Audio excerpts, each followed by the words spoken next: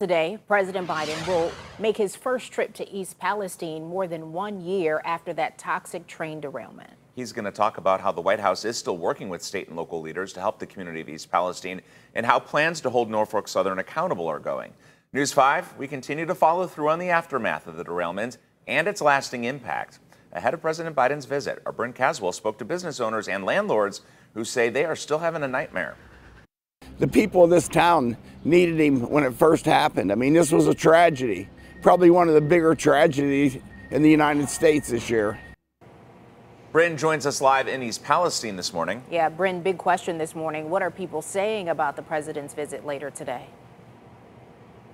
Good morning. Many I've spoken to are not happy about President Biden's visit. It's been officially 1 year since the toxic train derailment, and residents tell me he's 1 year too late.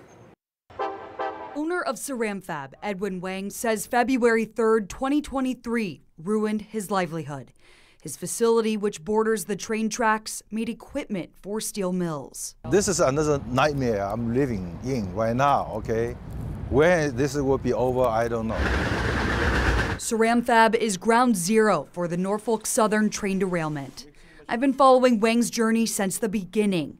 From his tough decision to close after his employees became ill. Everybody know, this is a disaster area. To Wang filing his $500 million lawsuit against Norfolk Southern for damages. You break it, you pay for it, based on the price tag.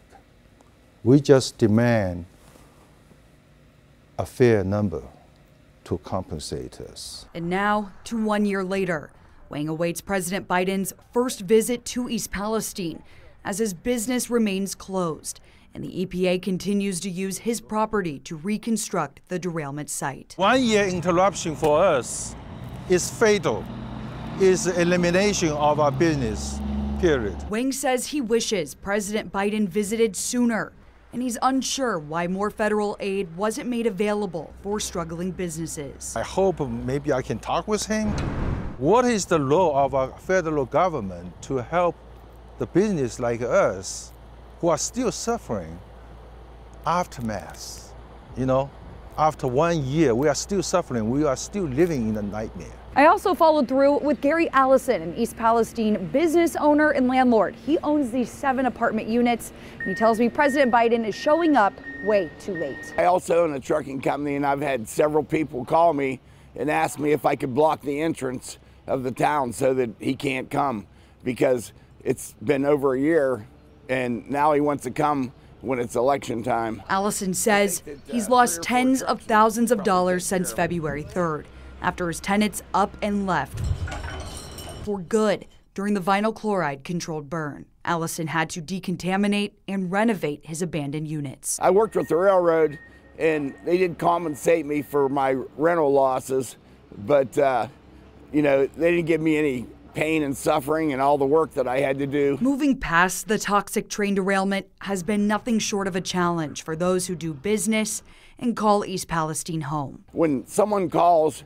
and I tell them that the apartments are in East Palestine, they hang up on me. Reputations are burned. I lost everything. I lost, my customers, the orders, and I lost my employees. But the persistent fear of the unknown is what's becoming most daunting. Unfortunately, and this is still ongoing, we still do not have a specific timetable when this will be over. President Biden is expected to land at Pittsburgh International Airport. Later this afternoon, he will then make his way to East Palestine around 2:30 p.m. I asked Wang, and he tells me that the White House has not reached out to him for President Biden to tour his property. Mike. And Bryn, as you just highlighted, many residents in East Palestine say that they're still facing long-term health effects from the derailment. And now our 2 senators, they're calling on the president to do more. That's right, Mike. Senators Sherrod Brown and J.D. Vance, they've written a letter to President Biden ahead of his visit today to East Palestine, and they're asking him to create the Voluntary Disease Registry. This will keep track of diseases and serious illnesses of those exposed to toxic chemicals. Now, I've spoken to a lot of people over my year of coverage here, and they tell me they continue to experience things like rashes and other symptoms, even a year later. But we'll continue to follow this story, of course. Reporting live in East Palestine, Bryn Caswell, News 5.